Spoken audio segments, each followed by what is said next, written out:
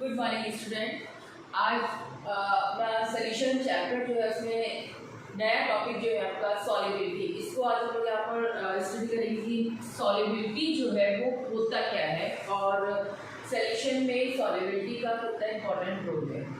तो सॉल्युबिलिटी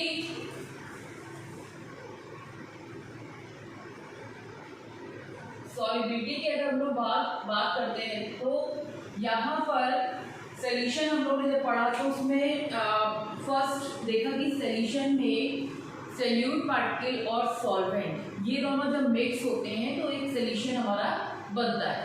ठीक है, अब जो भी सब्सटेंस मिक्स हो रहा है या डिजॉल्व होता है जिस भी पार्ट में, उसको तो हम लोग सोल्यूट पार्टिकल बोलते हैं जो डिजॉल्व हो रहा है। जैसे कि आप एक वाटर में शुगर को डालते हैं तो शुगर जो है वो सॉल्यूट है, ठीक है, और जो वाटर है वो सॉल्वेंट फॉर्म में। तो सॉल्वेंट जो आपका है जिसमें आप सोल्यूट पार्टिकल को डाल रहे हैं तो सोल्यूट की मैक्सिमम क्वांटिटी, मैक्सिमम अमाउंट जिसमें वो सॉल्वेंट जो है सॉल्वेंट अपने में डिसॉल्व कर ले, ठीक है, एक अमाउंट जिसमें आपने कहा कि बहुत ज़्यादा अमाउंट जो है वो उसमें नहीं डाल सकते। ठीक, जैसे कि अगर आपने कहा कि एक ग्लास लिया और ग्लास में आपने 1 स्पून शुगर डाला, ठीक है, तो वो उसमें बहुत इजीली डिसॉल्व हो जाएगा, 2, 3, 4 डिसॉल्व हो सकता है। ठीक, लेकिन एक कंडीशन है कि उसमें वो डिसॉल्व नहीं होगा पूरी अच्छी तरह से, जो जिसको हम बोलेंगे कि सोल्यूशन की फॉर्म में निकल के आए तो वो वहाँ पर डिसॉल्व नहीं होगा। ठीक है, तो सॉल्युबिलिटी क्या हुई, जहाँ पर कोई भी सब्सटेंस, ठीक है, जिसकी मैक्सिमम अमाउंट, मैक्सिमम मतलब जितनी उसमें डिसॉल्व हो सकती है अधिक से अधिक, ठीक, तो वो अगर वहाँ पर एक स्पेसिफिक अमाउंट, वो स्पेसिफिक सॉल्वेंट में एक मैक्सिमम अमाउंट जो डिसॉल्व होती है वो उसकी सॉल्युबिलिटी कहलाती है। ठीक है, अगर हम सोल्यूशन की बात करें तो यहाँ पर 3 कंटेनर्स लेते हैं अगर हम लोग, तो उसमें हम लोग देखेंगे कि फर्स्ट, सेकेंड एंड थर्ड, ठीक है, यहाँ पर अगर हम सॉलिड को डिसॉल्व करते हैं यानी सॉलिड फॉर्म में क्या है सॉलिड, ठीक, और second condition liquid, third condition है गैसेस। ठीक है, तो देखिए लिक्विड का लिक्विड में तो नॉर्मल आराम से हो जाएगा, अगर आप लिक्विड को डालेंगे तो कितना भी आप डाल दीजिए वो उसमें मिक्स हो जाएगा पूरी तरह से, सोल्यूशन है ना। तो यहाँ पे ये वाला पार्ट तो हमें पढ़ना ही नहीं, देखना ही नहीं कि ये तुम लिक्विड का आराम से आप पानी में आप मिल्क को मिला दीजिए, ठीक है, तो वहाँ पर ये चीजें हमें नहीं देखनी, हमें स्टडी करनी है सॉलिड और गैसेस का, कि सॉलिड अगर सोल्यूट पार्टिकल है तो किस तरह से हम लोग वहाँ पर उसमें वो डिसॉल्व होगा, उसकी क्या क्या टर्म्स कंडीशंस हैं, गैसेस है तो वहाँ पर किस तरह का उसकी सॉल्युबिलिटी पे इफेक्ट पड़ेगा और वो किस तरह से सॉल्युबल होगा। ठीक है, तो ये पॉइंट्स हम लोग को यहाँ पे पढ़ने, फर्स्ट क्लास हम लोग यहाँ पे सॉलिड वाला पढ़ेंगे, ठीक है, उसके बाद हम लोग गैसेस का देखेंगे। तो फर्स्ट यहाँ पे हम लोग पहले सॉल्युबिलिटी की डेफिनेशन को देखते हैं कि सॉल्युबिलिटी होता क्या है, सॉल्युबिलिटी क्या है। ठीक है, जैसा कि अभी बताया आपको, सॉल्युबिलिटी क्या है, solubility of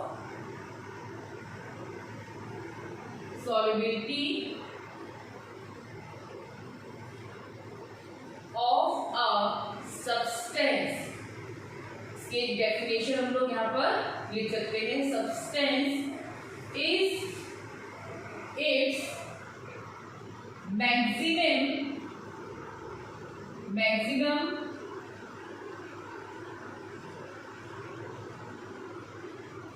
amount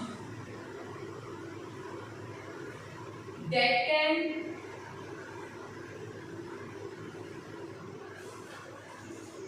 be dissolved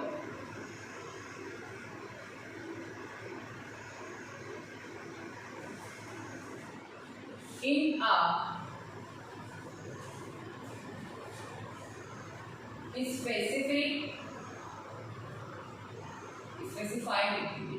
specified amount of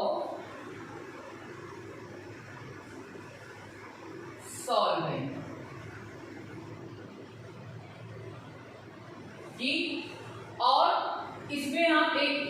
और यूज कर सकते हैं, क्योंकि यहाँ पर सॉल्वेंट है, एक स्पेसिफाइड सॉल्वेंट में जो उसकी मैक्सिमम अमाउंट होती है सोल्यूट की वो डिसॉल्व हो रही है कि नहीं हो रही, सॉल्वेंटी को शो कराता है at a constant temperature, at constant temperature. ठीक है, यानी सॉल्वेंटी क्या हुई, सॉल्वेंटी of a substance is its maximum amount of can be dissolved in a specified amount of solvent at a constant temperature। ठीक है, तो ये आपको समझ में आया कि सॉल्युबिलिटी क्या है, एक मैक्सिमम अमाउंट किसका है, सॉल्यूट पार्टिकल का, जो कि एक स्पेसिफाइड सॉल्वेंट में डिसॉल्व किया जाता है। अगर वो डिसॉल्व हो जाता है तो उसकी वो सॉल्युबिलिटी है।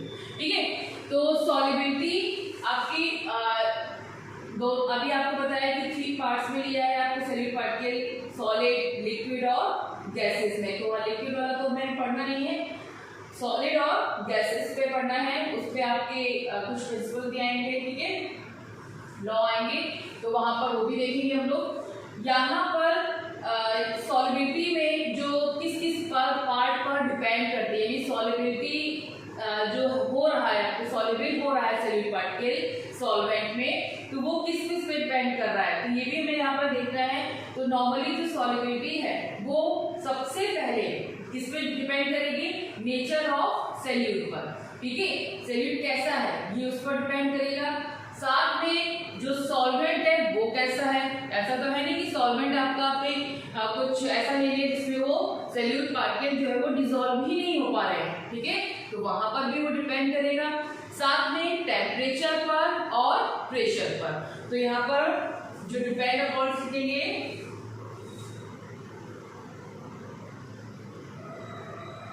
सॉलिबिलिटी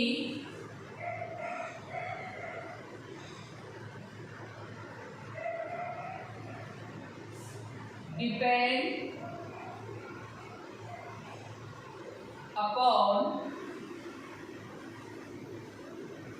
the, किस पर करेगी, फर्स्ट आपका नेचर ऑफ सॉल्यूट, ठीक है, सेकंड नेचर ऑफ सॉल्वेंट, ठीक है, थर्ड आपका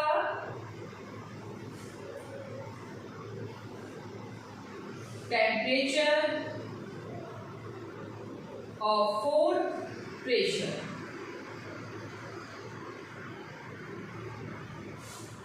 ओके, जो सॉल्युबिलिटी है वो किस किस पर डिपेंड करेगी, किसी भी सॉल्यूशन में सॉल्युबिलिटी जो होती है वो उसके nature of solute, nature of solvent and temperature, pressure पर डिपेंड करती है।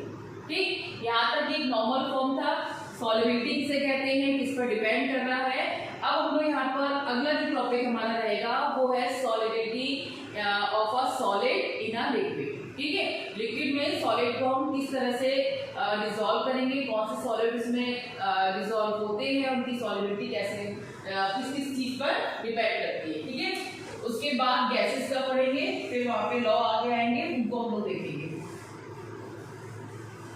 सॉल्युबिलिटी की डेफिनेशन अच्छे से कर लीजिएगा बच्चों, ये बहुत इंपॉर्टेंट है। जब तक आप सॉल्युबिलिटी की डेफिनेशन नहीं अच्छे से करेंगे आगे इसके पॉइंट को क्लियर नहीं हो पाएगा। चलिए, नेक्स्ट हमारा जो टॉपिक है इसी में सॉल्युबिलिटी में ही, तो solubility of a solid in a liquid, solubility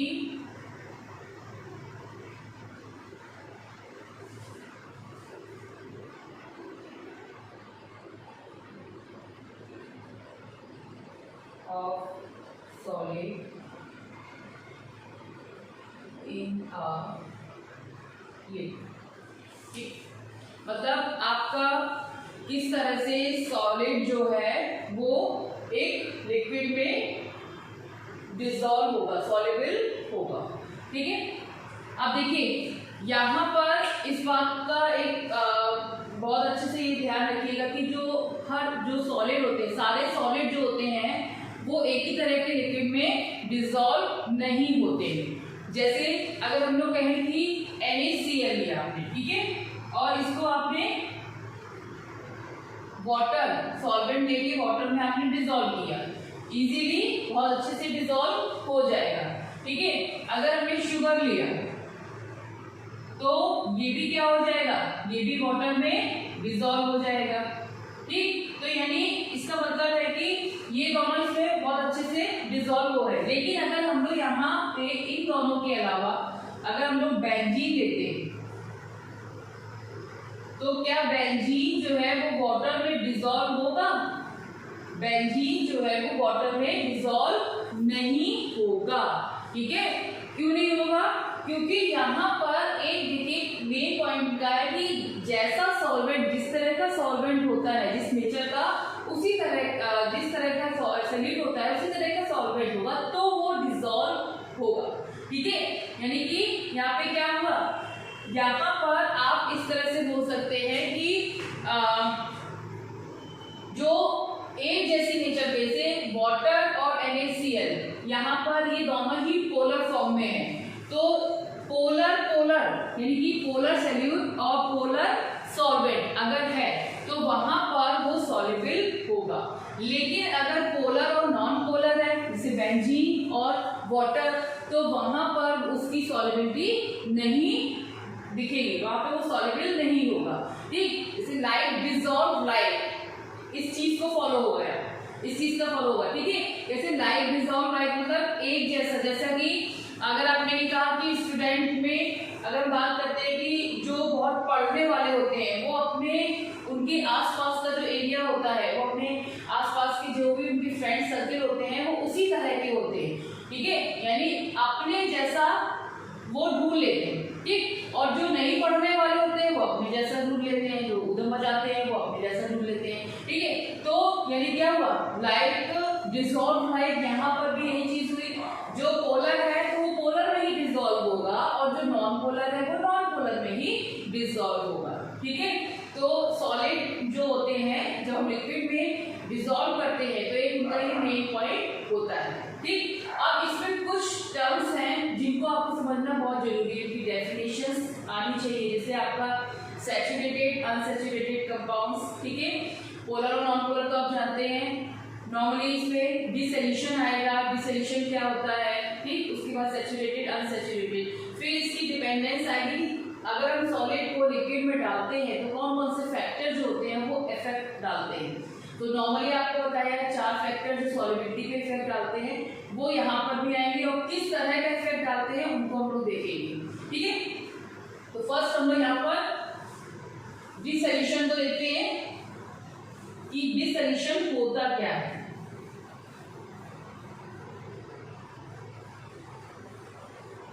देखिए, जब हम किसी भी सॉलिड को लिक्विड में डालते हैं तो लिक्विड जो होता है उसकी कंसंट्रेशन जो होती है, सॉल्यूशन जो होता है उसकी कंसंट्रेशन जो होती है वो बढ़ने लगती है, ठीक है। सॉलिड के डालने पर, सॉल्यूट पार्टिकल के डालने पर जो उसके लिक्विड होता है उसमें कंसंट्रेशन जो होती है वो अपने आप उसके अमाउंट के बढ़ने पर बढ़ना शुरू हो जाती है, तो इसी को हम लोग डिसोल्यूशन बोलते हैं। डिसोल्यूशन में हम लोग क्या लिखेंगे, dissolution when a solid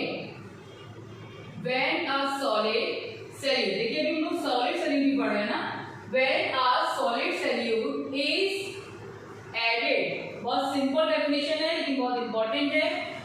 important मतलब आपकी बाकी स्पेशली डेफिनेशन टर्म्स में हो सकता है ना पूछा जाए, लेकिन ये आगे आपके टर्म्स में यूज होगी। डिसोल्यूशन हो रहा है कोई भी पार्ट, तब वहां पे आप देखेंगे डिसोल्यूशन क्या है, ठीक है।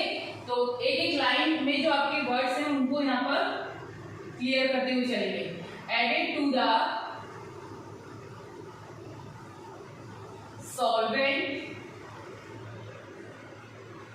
सम solute, dissolve and its concentration increases, ध्यान दीजिएगा इस पे, concentration increase in solution. This process is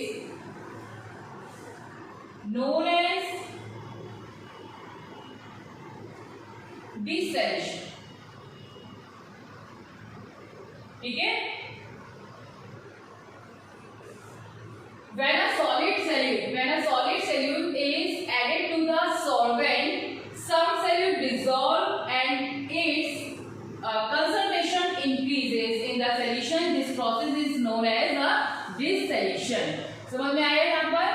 कोई भी अगर हमने सॉलिड जो है उसको अगर सॉलिड सोल्यूट पार्ट है उसको हमने सॉल्वेंट में जब हम डिसॉल्व करते हैं और वो उसको डिसॉल्व करने पर जैसे ही उसकी कंसंट्रेशन इंक्रीज हो रही, मतलब डिसॉल्व किया, कंसंट्रेशन अपने आप इंक्रीज हुई, ये जो प्रोसेस होता है वो क्या कहलाएगा? वो आपका डिसोल्यूशन होता है। जैसे कि आप नॉर्मली हम लोग NaCl वगैरह को जब वाटर में डालते हैं तो क्या होता है उसमें जो कंसंट्रेशन है अगर ज्यादा डालते रहेंगे तो क्या होगा? कंसंट्रेशन जो होगी वो इंक्रीज होती है। ठीक है, इसके बाद आपके आते हैं सैचुरेटेड सॉल्यूशन। सैचुरेटेड सॉल्यूशन भी आप लोगों ने 11th में अच्छा खासा पढ़ा हुआ है। यानी सैचुरेटेड सॉल्यूशन में अगर हम लोग बात करते हैं तो उसमें अगर आपने सॉल्यूट पार्टिकल को सॉल्वेंट में डालना शुरू किया और एक टाइम पर, ठीक है, यानी no more solute can be dissolve, है ना, डिसोल्यूशन, मतलब उसमें आप डिसॉल्व नहीं कर पाएंगे उससे ज्यादा, तो वो क्या हो जाएगा? वो सैचुरेटेड हो जाएगा। ठीक, और अगर उसके बाद डिसॉल्व हो जाता है तो वो सैचुरेटेड नहीं रहता है। जैसे बस इसको हम लोग देख लेते हैं कि सैचुरेटेड क्या है। अनसैचुरेटेड उसका अपोजिट है।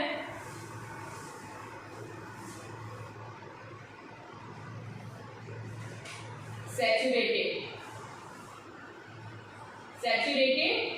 Solution,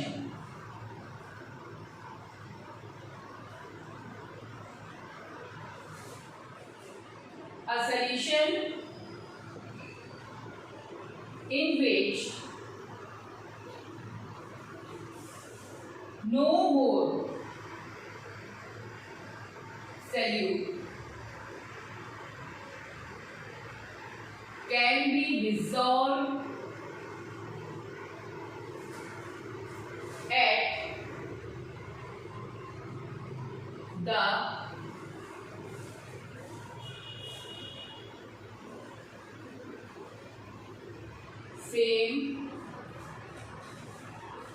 same temperature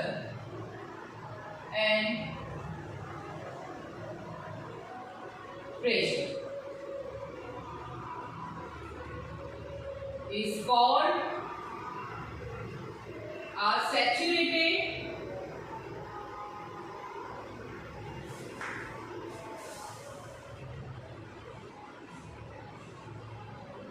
solution।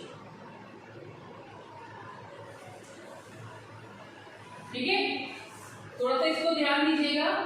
A solution in which no more solute can be dissolved at the same temperature and pressure is called the saturated solution। ठीक है, यानी आप बहुत ज्यादा उसमें उसी टेम्परेचर और प्रेशर पर डिसॉल्व नहीं कर सकते हैं। ऐसे सॉल्यूशन जो होते हैं वो कैसे कौन से होते हैं? सैचुरेटेड। ठीक है, और अगर उससे ज्यादा आप कर सकते हैं तो वो अनसैचुरेटेड सॉल्यूशन कहलाएंगे।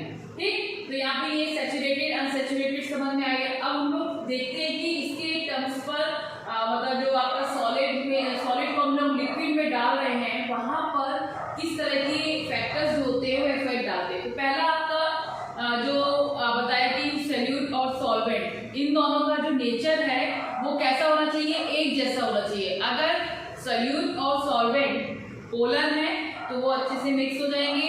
ठीक है, लेकिन अगर पोलर और नॉन पोलर है तो वो वहां पर सॉल्यूशन क्रिएट नहीं करेंगे। ठीक है, तो जरूरी है कि जो पोलर सॉल्यूट हो तो सॉल्वेंट भी पोलर होना चाहिए। ठीक है, और अगर आपका जो सॉल्यूट पार्टिकल है वो नॉन पोलर में है तो आपका सॉल्वेंट भी नॉन पोलर ही होना चाहिए। ठीक, ये कंडीशंस हो गए।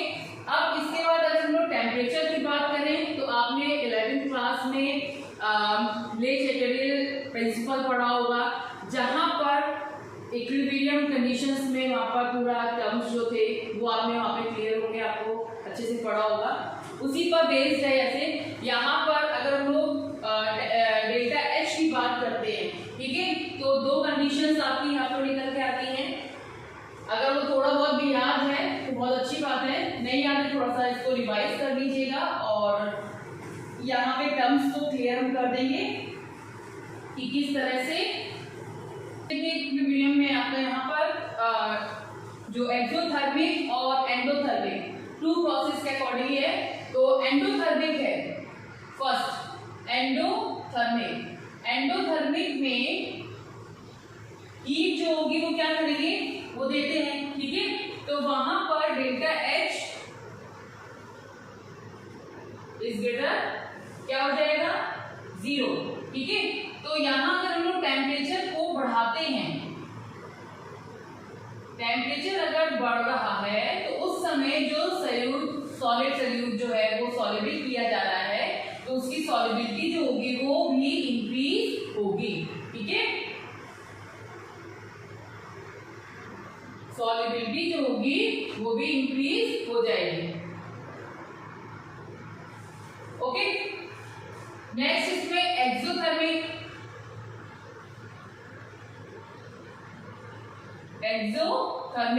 तो यहां पर डेल्टा एच 0, तो टेम्परेचर यहां पर अगर हम लोग उसको बढ़ा रहे हैं, ठीक है, तो जो उसकी सॉल्युबिलिटी होगी वो कैसी हो जाएगी, वो